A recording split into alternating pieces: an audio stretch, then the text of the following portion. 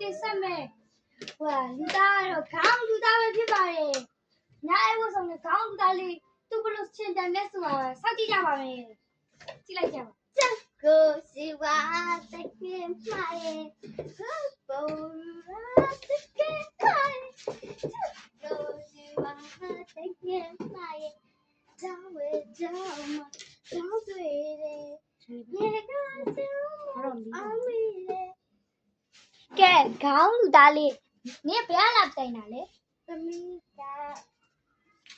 လေကိုရပါခေါင်းလူသားသမီးရှိလားမရှိဘူးဝါကရုံးမလေးရှိလားမရှိဘူးကြောက်ကြည့်အဲ့ဒါဆိုရင်ခေါင်းလူသားလေးကဟာဝါပန်းရောင်ကြိုက်ချက်တယ်အဲ့ဆိုရင်ဝါခင်မောပကြီးလို့တော့ခင်မခင်မောပကြီး